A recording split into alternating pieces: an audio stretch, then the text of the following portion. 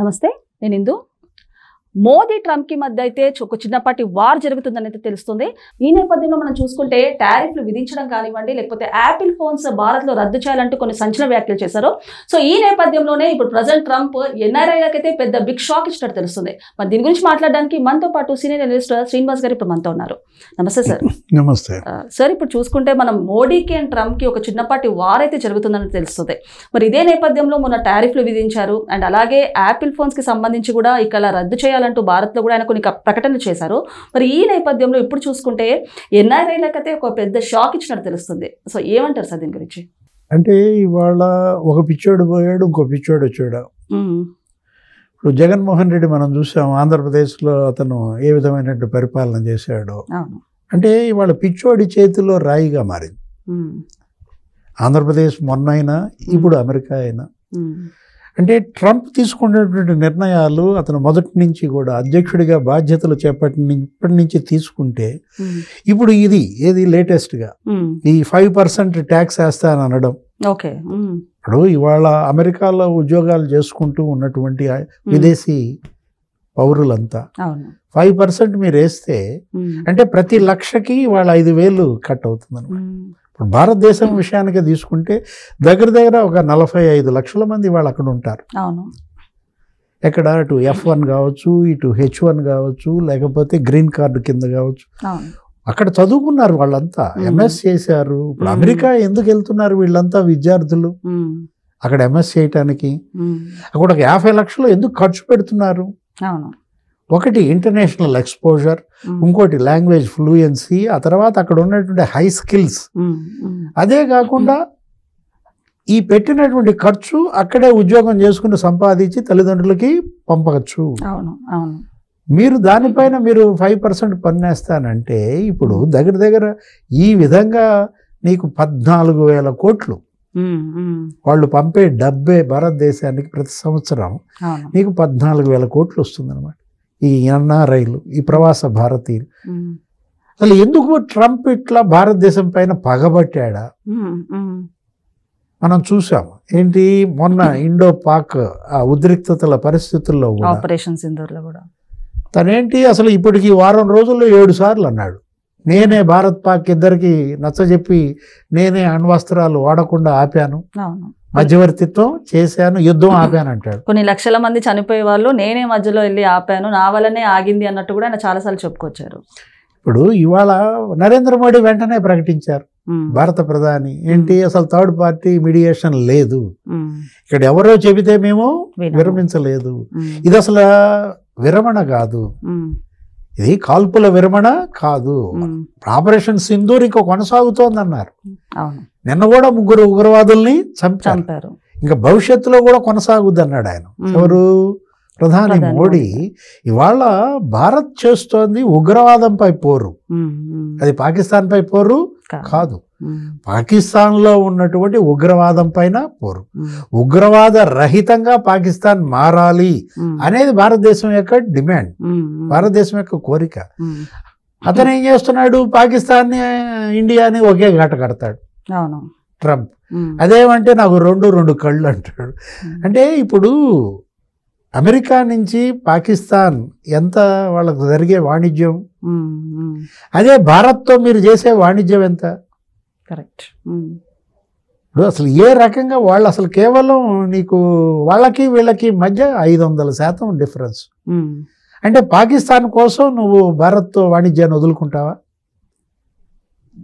ఇది ఎలా ఉందంటే ఇదేదో కూడబలుక్కుని అమెరికా చైనా కలిసి ఆడిన డ్రామాగా కనపడుతుంది.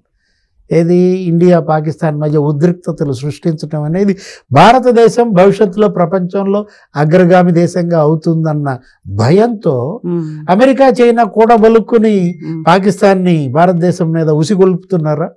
అంటే మీరు అన్నట్టు ఒకవైపు అమెరికా పాకిస్తాన్కి ఆయుధాలు సప్లై చేస్తూనే మరోవైపు సీజ్ ఫైర్ ప్రకటించి అంటే నేను ఒక మంచి పని చేశాను అన్నట్టు కూడా ట్రంప్ గారు క్రియేట్ చేయడానికి ట్రై చేశారని కూడా చెప్పచ్చా సార్?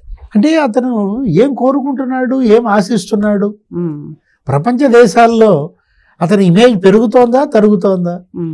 నీ దేశంలో పోనీ అమెరికాలో ఇప్పుడు వాణిజ్యం చూసారా నేను ఎలా వాడుకున్నాను, వ్యాపారంతో వాళ్ళిద్దరిని కట్టడి చేశాను, మీరు గనక యుద్ధం చేస్తే నేను మీ ఇద్దరితో వాణిజ్యం బంద్ చేస్తా అన్నాను, వెంటనే దారిలోకి వచ్చారని చెప్తాడు.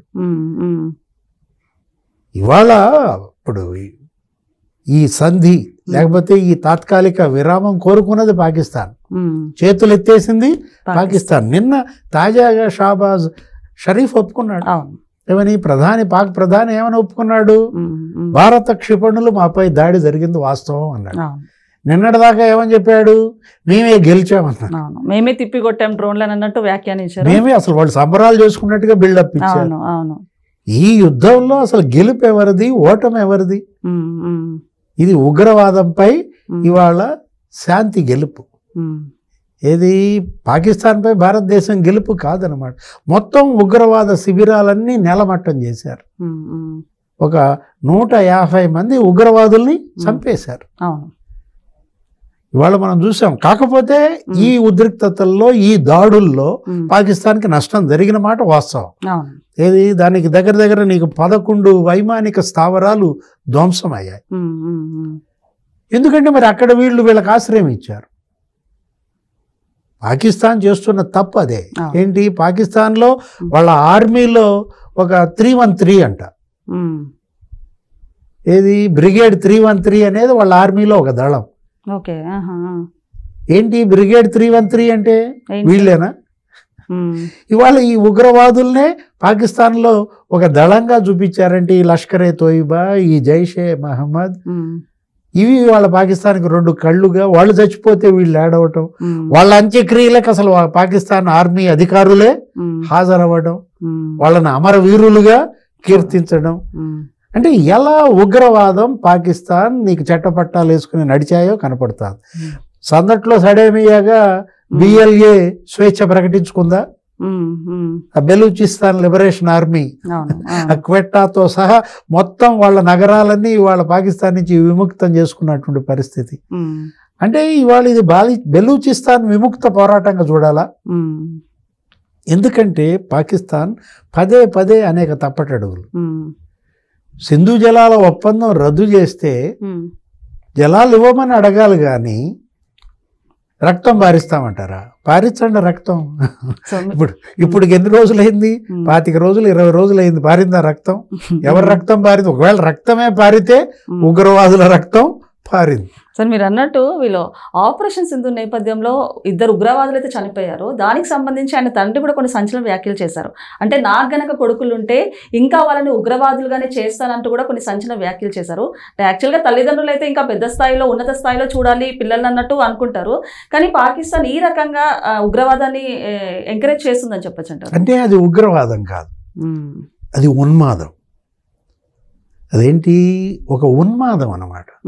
వాళ్ళు ఒక ఉన్మాదాన్ని పెంచి పోషించారు. మనం చూసాం.